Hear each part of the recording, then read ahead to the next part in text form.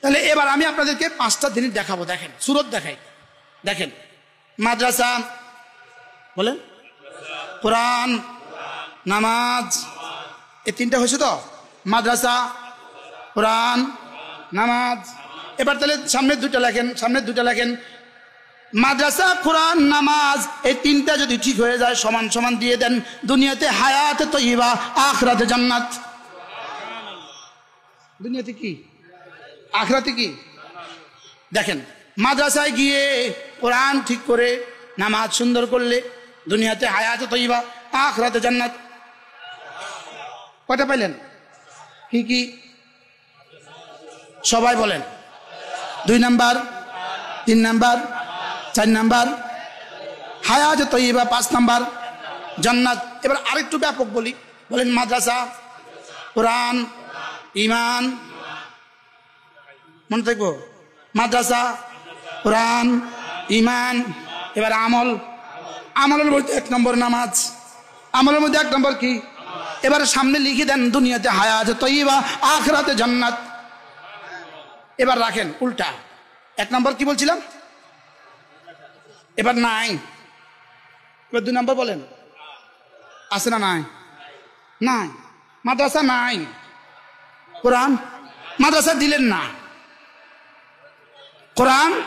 এবার 3 নাম্বার ঈমান, এবার নামাজ, এবার কোনোটা নাই। এবার সামনের 2টা কি? ফলাফল কি কি? ফলাফল কি কি? হায়াতে তয়্যিবা আর কি? এবার আগের 4টা নাই, এই 2টা আসবে কোত্থেকে? বুঝাইতে পারলাম না। من عمل صالحا من ذكر أو أنثى وهو مؤمن فلنحيينه حياة طيبة ولنجزينهم أجرهم بأحسن ما كانوا يعملون। رب العالمين বলেন, চাই তুমি পুরুষ হও, চাই তুমি মহিলা হও, চাই তুমি শিক্ষিত হও, চাই তুমি অশিক্ষিত হও, চাই তুমি ধনী হও, চাই তুমি দরিদ্র হও, তুমি যদি ঈমান বানাও, তুমি যদি আমল বানাও, তুমি যদি ঈমান বানাও, তুমি যদি আমল বানাও, তুমি যদি নামাজ বানাও, তুমি যদি রোজা বানাও, তুমি যদি হালাল খাও, তুমি যদি সমস্ত গুনাহ থেকে বেঁচে থাকো, তুমি যদি ঈমান বানাও, তুমি যদি আমল বানাও, ঈমান হবে শিরিক মুক্ত, ঈমান হবে কুফরি মুক্ত, ঈমান হবে বেদাত মুক্ত, ঈমান হবে হিজবুত তাওহীদের ষড়যন্ত্র মুক্ত, ঈমান হবে কাদিয়ানীদের ষড়যন্ত্র মুক্ত, ঈমান হবে শিয়াদের ষড়যন্ত্র মুক্ত, ঈমান হবে শিরিক মুক্ত, ঈমান হবে শিরিক মুক্ত। বলেন ঈমান হবে কি? আবার বলেন ঈমান হবে কি? ঈমান হবে শিরিক মুক্ত, ঈমান হবে কুফরি মুক্ত, ঈমান হবে বেদাত মুক্ত, ঈমান হবে সংশয় মুক্ত, ঈমান হবে সন্দেহ মুক্ত, ঈমান হবে শিরিক মুক্ত, ঈমান হবে কুফরি মুক্ত, ঈমান হবে বেদাত মুক্ত, ঈমান হবে সংশয় মুক্ত, ঈমান হবে সন্দেহ মুক্ত। এটা যদি হয় তোমার ঈমান। ও আমিল সালিহা, এবং তোমার জীবন যদি হয় নামাজ যুক্ত, তোমার জীবন যদি হয় রমজান মাসে রোজা যুক্ত, এবার তোমার জীবন যদি হয় যাকাত ফরজ হলে যাকাত যুক্ত, তোমার জীবন যদি হয় হজ ফরজ হলে হজ যুক্ত, এবার তোমার জীবন যদি হয় পর্দা যুক্ত। সুবহানাল্লাহ বলে না? তোমার জীবন যদি হয় পর্দা যুক্ত, তোমার জীবন যদি হয় পর্দা যুক্ত, নামাজ যেমন ফরজ পর্দা তেমন ফরজ, নামাজ যেমন ফরজ পর্দা তেমন ফরজ, নামাজ যেমন ফরজ পর্দা তেমন ফরজ, জুমা যেমন ওয়াজিব পর্দা তেমন ফরজ। জুমা ফরজ না ওয়াজিব? তাকে আর কুচান। আজকে জুমায় বলছি আলহামদুলিল্লাহ, আমি একজন মানুষ যদি 70 বছর একটানা জুমা পড়ে হারামে পাকে, 70 বছর যদি একটানা জুমার নামাজ পড়ে হারাম শরীফে, হারাম শরীফে, হারাম শরীফে 70 বছর একটানা জুমা পড়ে, ইচ্ছাকৃতভাবে যদি একদিন ফজরের ফরজ ছুটে যায়, কাফারা হবে না?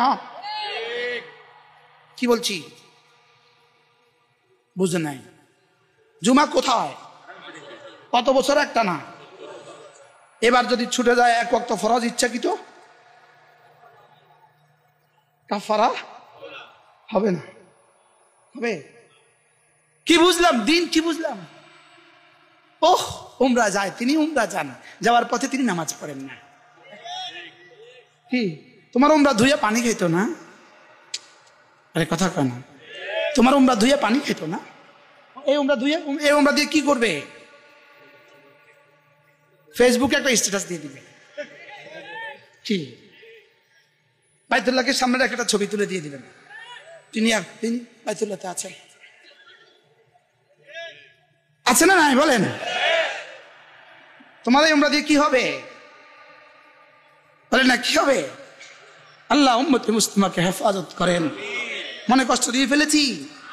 اليوم أكملت لكم دينكم وأتممت عليكم نعمتي ورضيت لكم الإسلام دينا। আমাদের দিন কি কারো কাছ থেকে হাওলাত নিয়ে আসতে হবে না? না, আমাদের দিন ফুলফিল, আমাদের দিন পূর্ণাঙ্গ না অপূর্ণাঙ্গ? দেখি কারো কাছ থেকে হাওলাত আনা লাগবে না।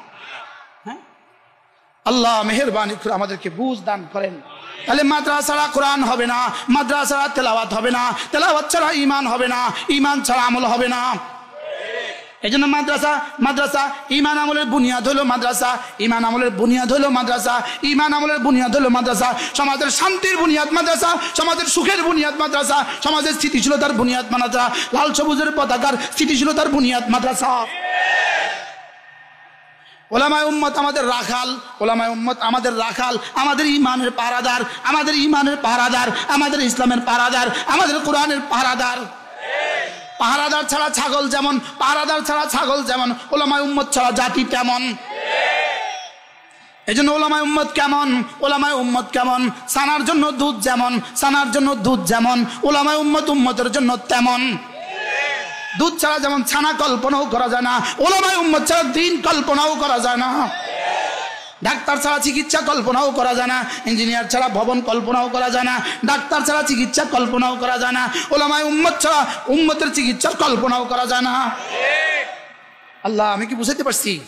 এই জন্য মুসলমান আমার নাম, তাবলীগ আমার কাম, যেই তাবলীগের সাথে আছেন উলামায়ে কেরাম।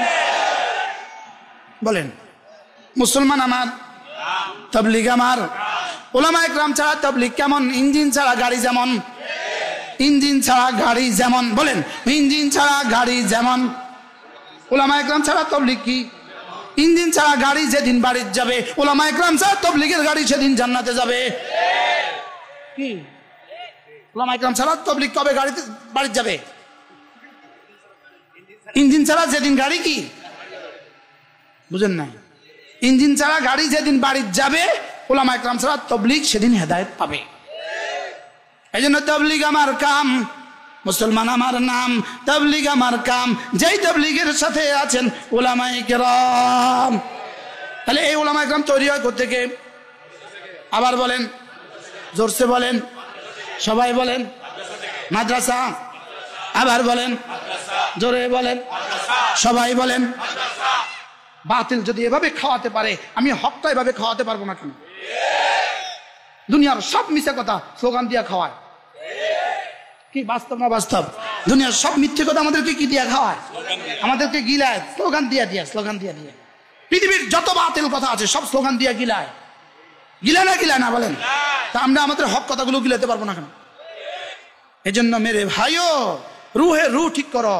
রুহের ঠুক হয় 3 জায়গায়, রুহের রুট চিকিৎসা হয় 3 জায়গায়, রুহের রুট চিকিৎসা হয় 3 জায়গায়, রুহের রুট চিকিৎসা হয় কয় জায়গায়? 3 জায়গায়। 1 নম্বরে মাদ্রাসা, 2 নম্বরে তাবলীগ জামাত, 3 নম্বরে হক্কানি রব্বানি কোন আল্লাহ ওয়ালাদের খানকা। কয়টা জায়গা বলছি? 1 নাম্বার। আবার বলেন, জোরে বলেন, সবাই বলেন।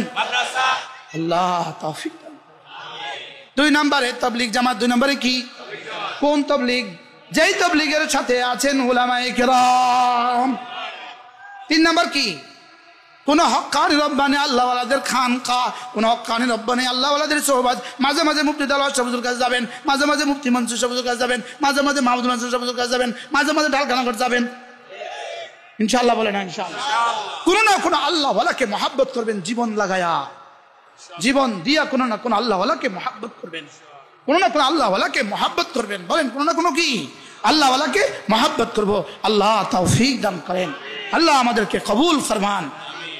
কথা তো আমার দূর চলে গেছে। হ্যাঁ, আমার পড়া কোথায়, যাওয়া কোথায়? মনে আছে আপনাদের? প্রথম কথা আমি কি বলছিলাম?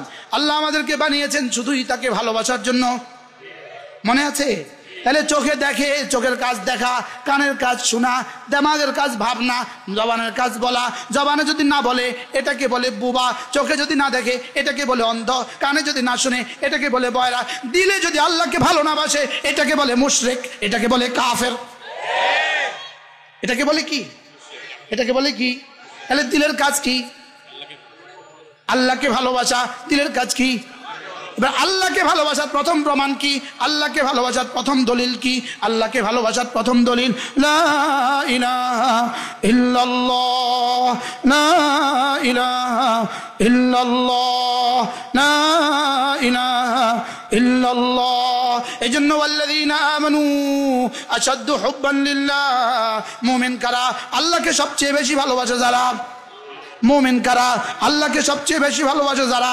আল্লাহকে সবচেয়ে বেশি ভালোবাসে যারা, তাদের জবানে কালিমা জারি হয় সুবহানাল্লাহ। 2 নম্বরে আল্লাহকে ভালোবাসার দ্বিতীয় প্রধান দলিল নামাজ। আল্লাহকে ভালোবাসার দ্বিতীয় প্রধান দলিল কি? আল্লাহকে ভালোবাসার দ্বিতীয় প্রধান দলিল কি? নামাজ। এই জন্য 5 ওয়াক্ত নামাজ পড়ে কারা? আল্লাহকে ভালোবাসে যারা। 5 ওয়াক্ত নামাজ পড়ে না কারা? আল্লাহকে ভালোবাসে না যারা। কি হয়? 5 ওয়াক্ত নামাজ ভালো পড়ে কারা?